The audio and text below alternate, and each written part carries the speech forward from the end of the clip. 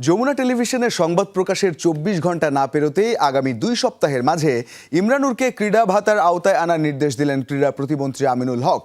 এমন সুখবর পাওয়ার দিনে ৪৯তম জাতীয় অ্যাথলেটিক্সে ১০০ মিটার স্প্রিন্টে আবারও দ্রুততম মানব হলেন ইমরানুর। আর এক আসর পর দ্রুততম মানবী হলেন শিরিন আক্তার। তিনিও আসছেন ক্রীড়া ভাতার আওতায়।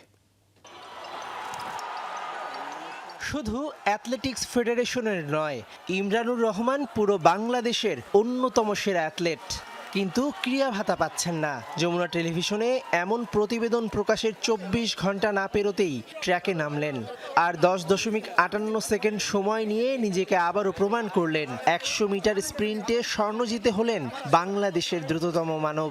All I can do is do my performance, and if I win, then hopefully they can't ignore it. ইমরানুরের ক্রীড়া ভাতা না পাওয়ার ঘটনায় অবাক হয়েছেন ক্রীড়া প্রতিমন্ত্রীও। সপ্তাহ দুয়েকের মধ্যে তাই তাকে ক্রীড়া ভাতার আওতায় আনার জন্য ফেডারেশনকে নির্দেশ দিলেন। আমার কাছে তালিকা আসলে সেটা প্রদান করা হবে, এটা তো তালিকা ওনারা দিয়েছে।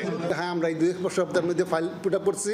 আবার এই যে এবার ন্যাশনাল নিল, এই ন্যাশনাল থেকেও আরও ২০০ জন আসবে যারা ভালো রেজাল্ট করে, হয়তো মনে করেন জাতীয় রেকর্ড করছে বা আরও উপরে ভালো করছে, তাদেরও দিয়ে আমরা খুব শীঘ্রই ফাইল পুট আপ করবো আমরা। এদিকে ১০০ মিটার দৌড়ে ১২.১০ সেকেন্ড সময় নিয়ে এক আসর পর আবারও দ্রুততম মানবী হলেন শিরিন আক্তার। এই নিয়ে ১৭ বার এই পদক জিতে অনন্য উচ্চতায় শিরিন। বিয়ের পরও যে ভালো করা যায় তার দৃষ্টান্ত স্থাপন করলেন। তিনিও আসছেন ক্রীড়া ভাতার আওতায়। আমি তো ভুলেই গিয়েছিলাম আমার বিয়ে হয়েছে। তো আসলে সে আমাকে অনেক অনেক বেশি সাপোর্ট করেন।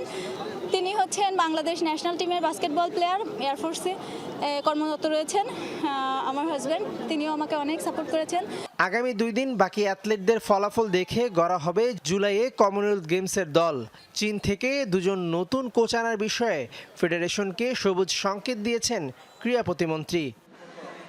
মেহেদি নাইম, যমুনা স্পোর্টস, ঢাকা।